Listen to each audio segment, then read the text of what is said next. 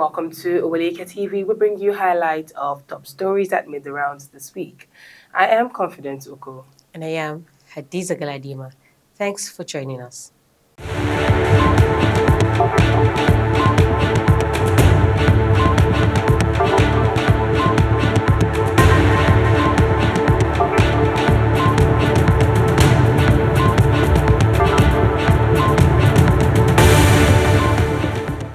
Justice Nicholas Owebo, presiding over a federal high court session in Lagos yesterday, observed that the federal government has demonstrated disregard for the law and lack of respect for the court.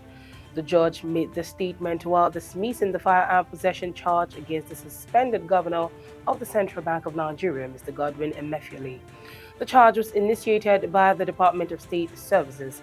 Justice Owebo struck down the charge due to a lack of diligent prosecution, citing the federal government's apparent non-compliance with the law and the court's authority.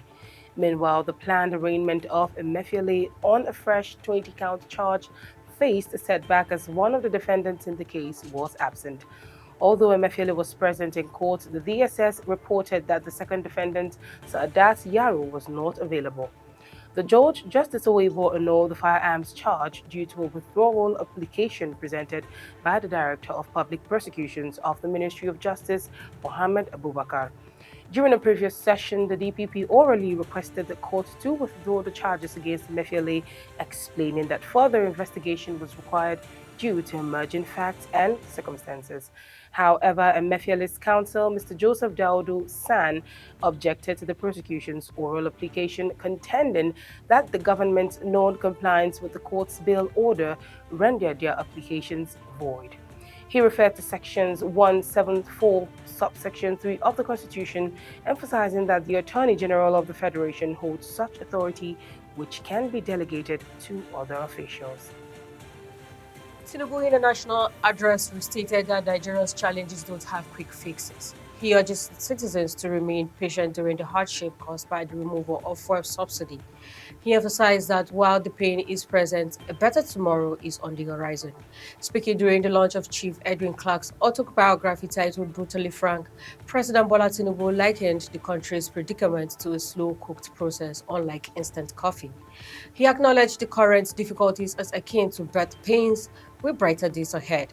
Despite the challenges, he expressed confidence that the federal government's relief efforts would elevate the difficulties faced by Nigerians. The book, comprising 25 chapters, narrates Clark's life journey as a teacher, commissioner, minister, senator, and national activist, spanning more than 7 decades. Presented by Senator George Akume, the Secretary to the Government of the Federation, Tinubu praised Clark as an extraordinary figure, a symbol of South-South, and a notable presence in Nigeria. Moving on, the Federal Road Safety Corps has issued an immediate directive to crack down on dilapidated vehicles across the nation. This initiative comes in response to a viral video depicting an aged vehicle with mechanical problems navigating a highway wherein the rear tire was dislodged and the driver managed the vehicle with 3 excessively worn-out tires. With the aim of safeguarding the well-being of all road users, the Corps Marshal of FRSC, Dauda Ali Bill, has mandated an instant crackdown on the said vehicle and the subsequent arrest of its owner. According to a statement penned by Bisi Kazim, the Assistant Corps Marshal and Corps Public Education Officer, the vehicle bearing the license plate AA07AG from Lagos State was not only old but also operated on the highway with only 3 severely deteriorated tires. FRSC personnel have been instructed to be vigilant for this specific car as well as other precarious vehicles on major roadways throughout Nigeria. This operation will be carried out nationwide and stringent penalties will be meted out to both the owner and users of such vehicles.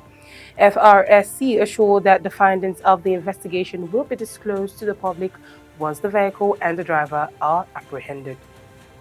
The Nigeria National Petroleum Company Limited (NNPCL) has successfully obtained a critical $3 billion loan for repaying crude oil, with the primary objective of bringing stability to the country's currency, the Naira. According to an announcement made by the NNPC Limited on Wednesday, the funding has been secured through an arrangement with the African Export-Import Bank based in Cairo, Egypt. The loan, based on exchanging oil for cash, has been procured to aid as shoring up the Naira, which is currently experiencing a significant depreciation, and to bring about stability in the foreign exchange markets.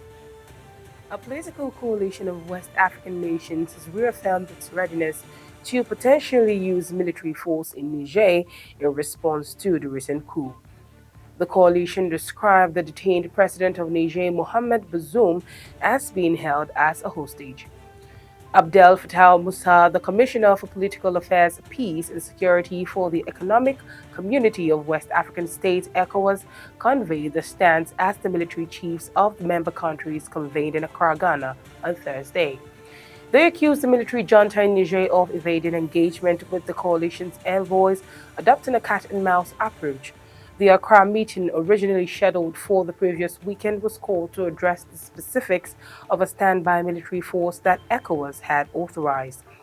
This force was established when a deadline expired for the release of President Bazoum and the reinstatement of democratic governance.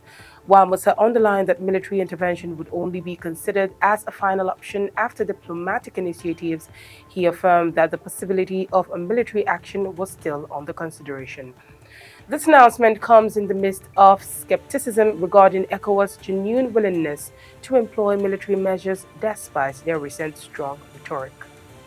The National Assembly management clarified on Tuesday that the 2 million naira disbursed to senators at the start of their annual recess constitutes a component of their mandated operational expenses. The disclosure was made by the clerk of the National Assembly, Sani Magaji Tambua, in a statement issued in Abuja.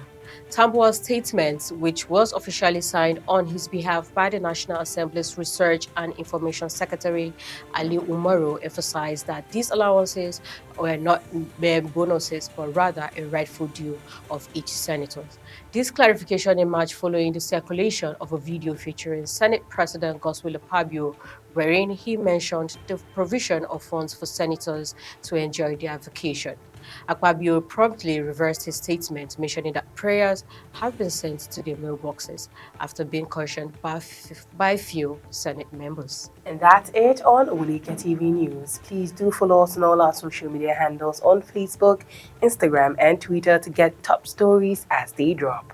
Our website is oweleket.tv. I am Confidence Okro. And I am Hadiza Galadima. Thanks for watching.